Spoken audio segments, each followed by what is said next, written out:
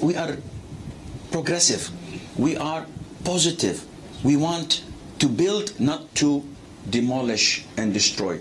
Therefore, with all due respect to scholars who say it is Islamic, it is not Islamic. This is the fatwa of Sheikh bin Baz, one of the greatest scholars of recent times, who died. The fatwa of Ibn Uthaymeen, the fatwa of all our scholars of the permanent committee of grand muftis. And one says, oh, Sheikh, they're all Saudis. They're afraid if they say something else, they put them in jail. This is a possibility. But these scholars that I have, nowadays it might be correct. The scholars I spoke about, bin Baz, bin Uthaymeen, they had no problem at all. People who lived poor, though the oil fields were pouring to them and they would not take a single penny. Yani, okay, Sheikh Asim is pro-government. And we can tell, he goes every year to Côte d'Azur, Nice, he goes to Hawaii, he's using money, he's living his life.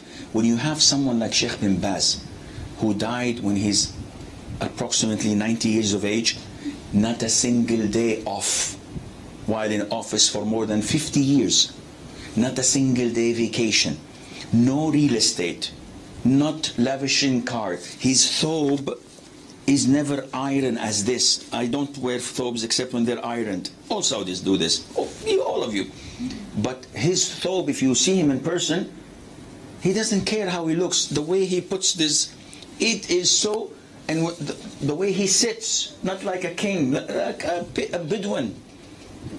And he was monitored by us 24/7. We know what he does, we know how he speaks, we know where he goes, and he never changed. Never ever his paycheck would remain in his possession for more than 10 days.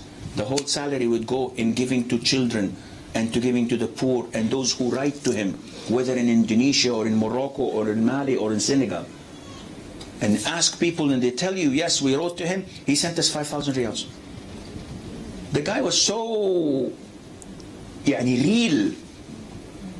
It brings sadness to my heart to see such a scholar of like the companions' time. I used to call him every single night. He doesn't know me. But at the time we did not have pagers, mobile phones, not even faxes.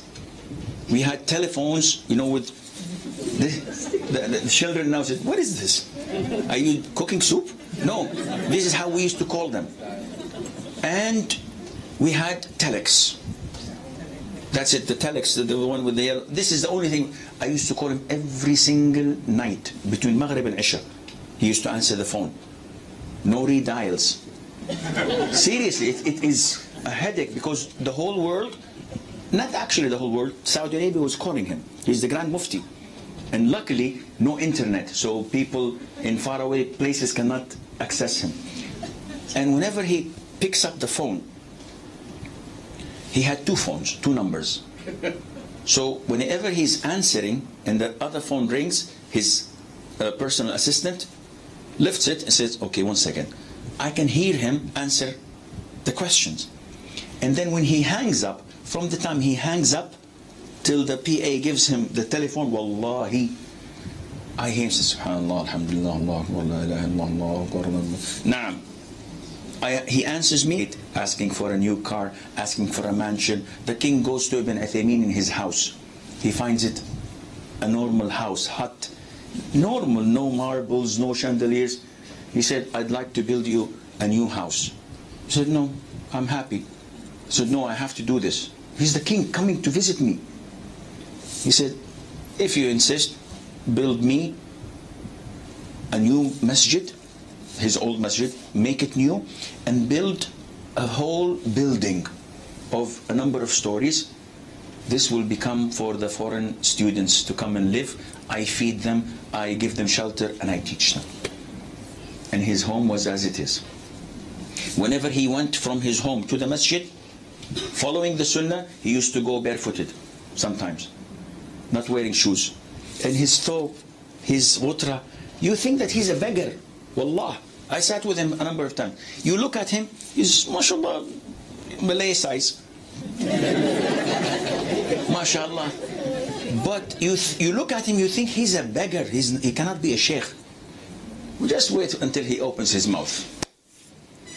Then you see the knowledge coming from Quran, from Sunnah, from fiqh, from Arabic, from stories, from history, from subhanallah, like an ocean without any coast. These scholars were, the rulers were afraid of them. Because they don't want dunya. How can you intimidate them? They're not afraid. How can you buy them? They cannot be bought. They said to us that demonstrations only